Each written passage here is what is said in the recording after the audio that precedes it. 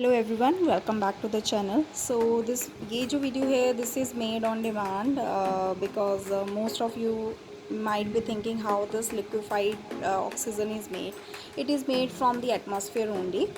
We all know that air is composed of several gases, out of which 78% is nitrogen, 21% is oxygen that is required by us, and rest are the other gases. So the very first step in separation of each element is by the fractional distillation. So at the very first step the air will pass through the filter chamber, from where it will separate out into the various components, and the dust and the other pollen grains will be separated out.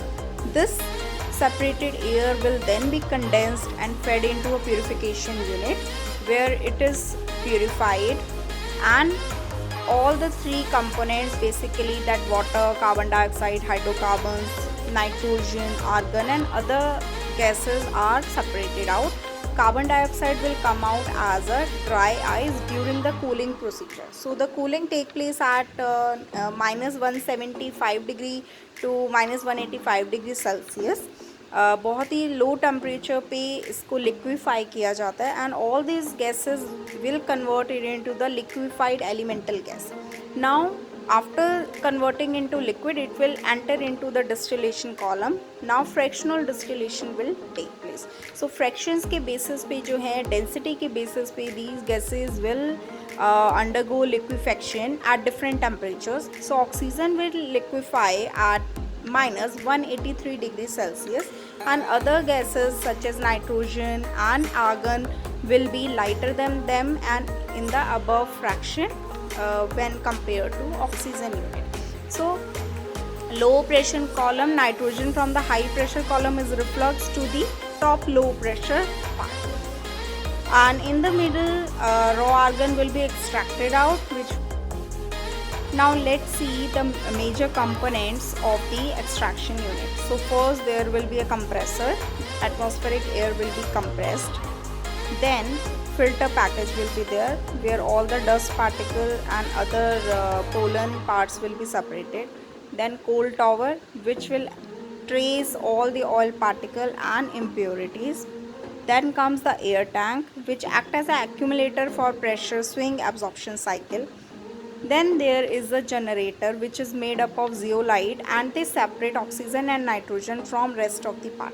Let's see how it works. So the compressed air will be passed through the zeolites, and zeolites के अंदर particular जो है absorption sites होती हैं of different sizes.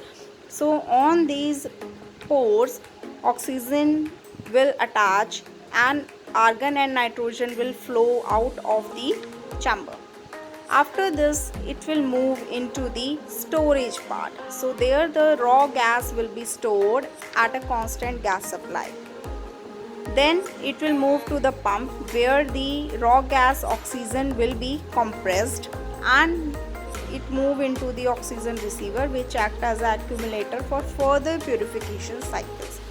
Again a generator will be there, which will be filled with the zeolites, and here it will remove out the remaining part of the nitrogen and the argon gas, and this zeolite bed will trap again the nitrogen and argon molecules and allow in the production of a highly pure oxygen gas. This gas then will be collected into oxygen storage, where it will be compressed into a liquid state. So this liquid state will then be pumped into the cylinders.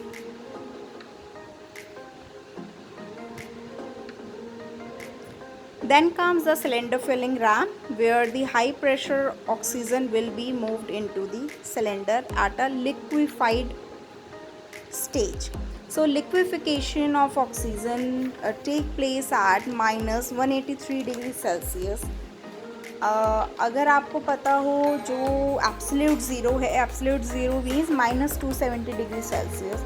So basically no liquid exists. Absolute zero also does not exist, because no heat transfer is left in the substance at that temperature. That's why when the oxygen tankers are being supplied, they are called as cryogenic oxygen cylinders. So now how these cylinders are made, in which the compressed oxygen is supplied.